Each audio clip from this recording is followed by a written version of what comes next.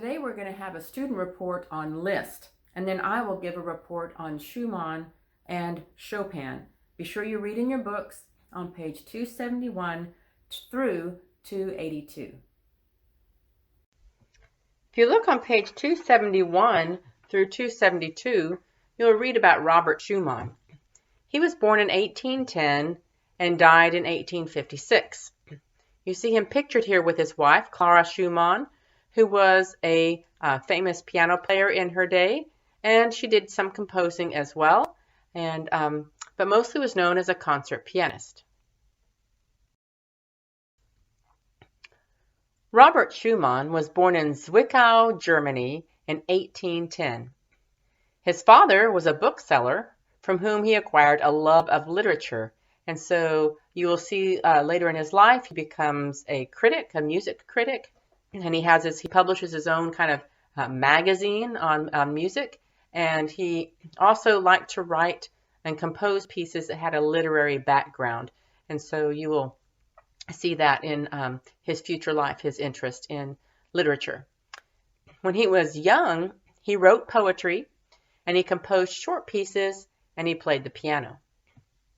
When he was 18, he first met Clara, who we saw a picture of her in the last slide, who they eventually got married, and it was 8 years later that they got married. So she was only 17 years old when they got married.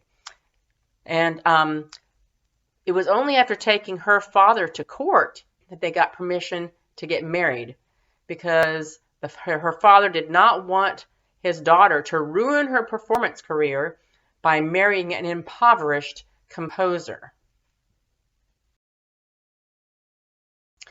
Now, the way they met is that Robert Schumann was actually taking piano lessons from Clara's father. So that's how they first met. When Robert turned 20, he decided to build a gadget to strengthen his fourth finger, because as we know, the fourth finger, the ring finger, is your weakest finger in your hand. He didn't realize that that is just the way the hand is designed. And as a result, he actually permanently injured his hand. He had this little pulley system so that he wanted to play the piano better and had that fourth finger to be stronger. But because of the way the hand is structured, the fourth finger is not meant to be as strong as all the other fingers, and he permanently injured his hands, and so it ruined his performance career. So as a result, he founded a newspaper that promoted and critiqued music. So he and Clara were happily married, and he wrote a lot of piano pieces for their children. They had quite a few children, and he wrote lots of pieces for them, and he put them in what was called the Album for the Young, and also Scenes from Childhood. And so the next slide, we're going to discuss some of the pieces that Schumann wrote for his children.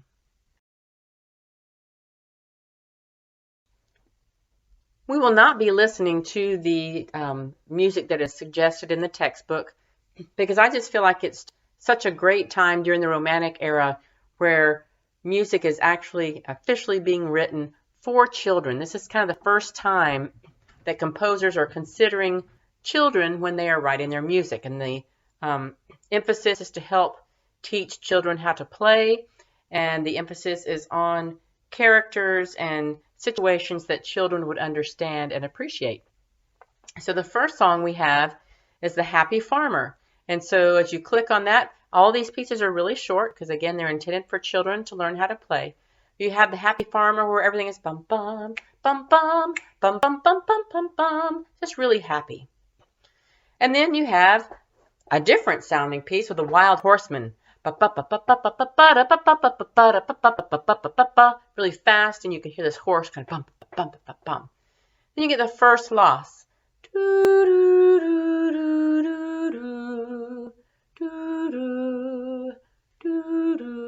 it sounds very sad, like the child has lost their first pet or something like that, or lost a toy. Then you have Soldier's March. Ba-da-dum, bum, bum, bum, bum, bum, bum. Da-da-dum, bum, bum, bum, bum, bum, bum. You have this marching feel. So all of these pieces in his album for the young, and also he had the scenes from childhood, which is also a collection of pieces for children. They were depicting scenes of children and scenes of life and activities children would be involved in. And so these are written specifically for his children and other children with whom he would come in contact and help to teach music to. While he and his wife had very successful careers, he was successful with his magazine and publications, and she was successful as a concert pianist, and his compositions were successful. Toward the end of his life, he suffered from mental illness and tried to commit suicide by jumping off a bridge into the Rhine River. Therefore, he was committed into an asylum, and he died 2 years later at the age of 46. So he was very young when he died. His wife, Clara, however, continued to perform his music during her 61-year-long concert career. And she also formed a strong friendship with Brahms, who is another romantic composer. And he, as you will find out later as we discuss him more and learn about him, he didn't think women were worthy of playing his music, except for Clara. She was the only woman that he thought was worthy to play his own personal compositions. And they became quite good friends, and even though she was about 10 years older than Brahms. And Brahms had been friends with Robert Schumann as well. So it was just a family friendship. So in addition to this performing for Clara, Clara also taught piano lessons and composed piano concertos and chamber music and choral pieces. So even though her father was concerned that marrying Robert would ruin her career, it actually just helped her career, and she was able to do all that she had dreamed of in performing and teaching and composing, and having been married to Robert Schumann, and had happy family life with her children. It's just odd that Robert kind of went off the deep end toward the end of his life, and he died fairly young. So there you have Robert Schumann. If you look on page 274 through 275, you'll read about Frédéric Chopin. He was born in 1810 and he died in 1849. And he is another really great composer. Interestingly, he only wrote piano music. There's a few piano concertos which had some limited orchestral accompaniment, but in general, he wrote only piano music. I think he maybe wrote a few cello things, but he is known as pretty much exclusively a piano composer and performer. Chopin was born in Warsaw, Poland in 1810. His mother was Polish and his father was French. And so he had interest in both countries.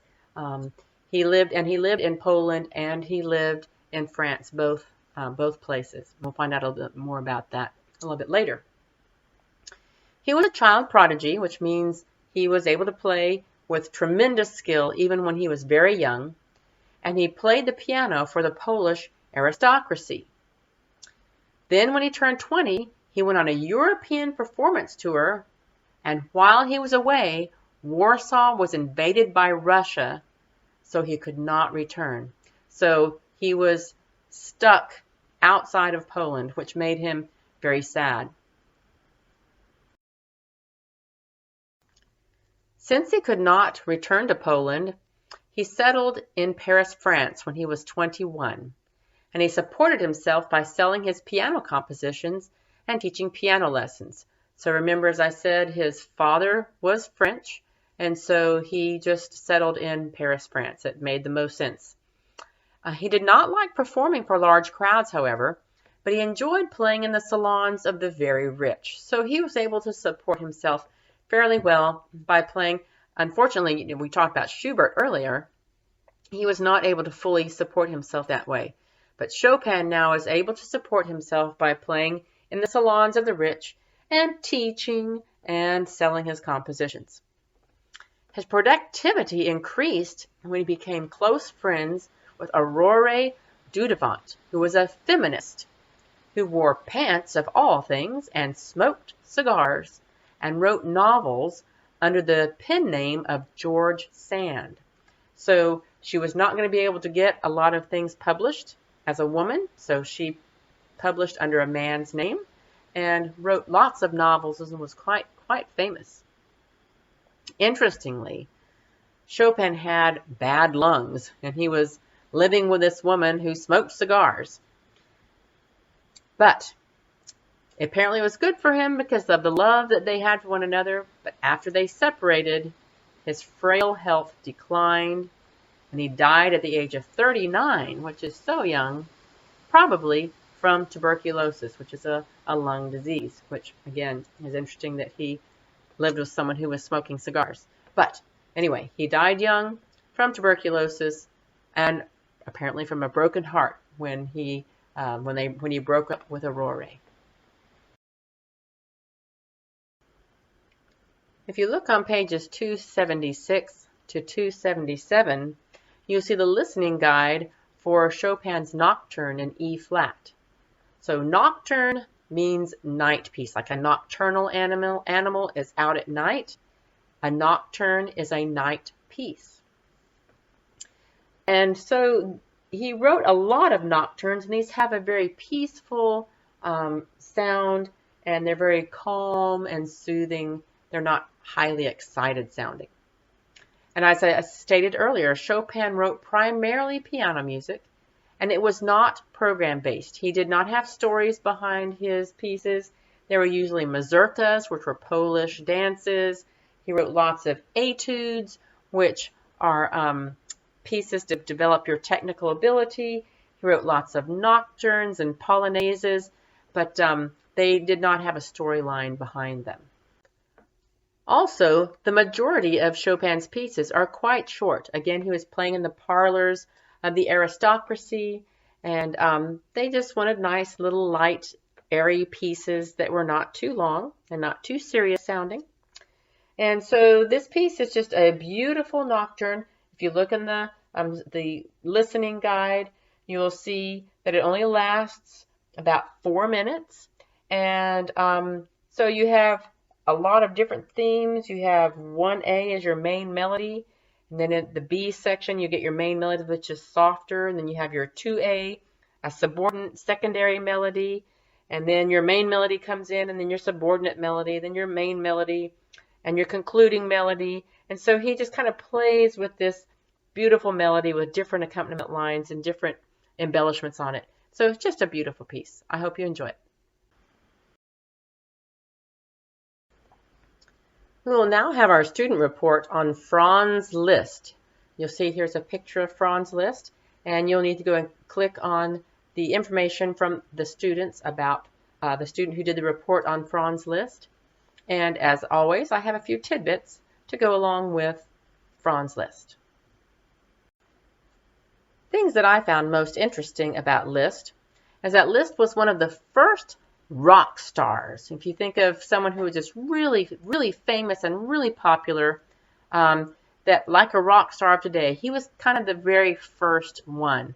He would take off his gloves and throw them out into the crowd, and the women would fight over them, and they would swoon over him. And, you know, here they are on their fancy ballroom type dresses with large, you know, hair pieces and everything, very, very fancy and ornate, and they're fighting over his gloves. He was also the first performer to play by memory. Before this time, everyone was using music. And after Liszt, the standard is to try to play all of your music by memory. He wanted to show off how brilliant he was by being able to play everything by memory. And so that is kind of the bane of the performer today, is that we're expected to memorize everything on the piano, whereas not all the other instruments are not necessarily expected to memorize their pieces. Some of them do, but the piano player is expected to memorize their pieces. He also turned the piano sideways for the first time. We had not had the piano turning sideways. They either had the back toward their audience or was facing the audience. But he wanted the audience to see his profile, his nose. You know, he thought his nose was fantastic, apparently, although you look at it, I look at it and think it's way too big. But he just thought his nose was fantastic, and he wanted to show off his long hair. And so, yeah, he wanted them to see his profile.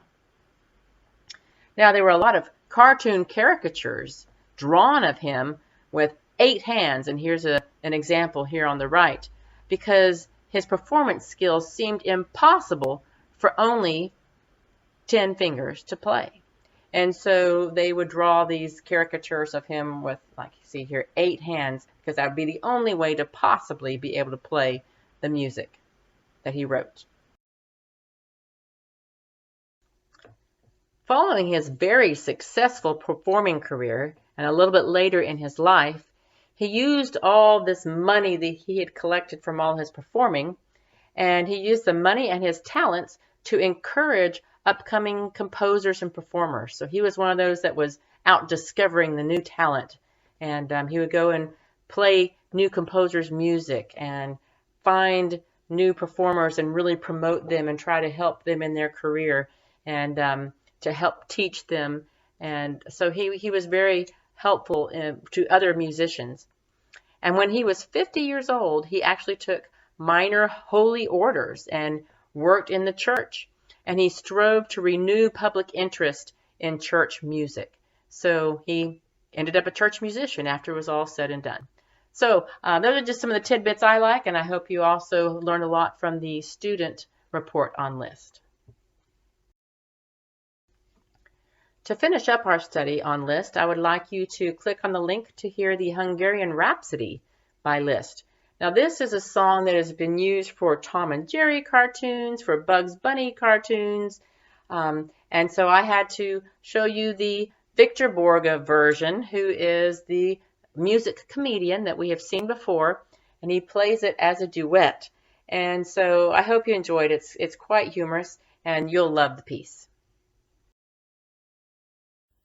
These 3 composers had just such a great output of music, and all their music was so interesting and their lives were so interesting. I hope you enjoyed learning about them today.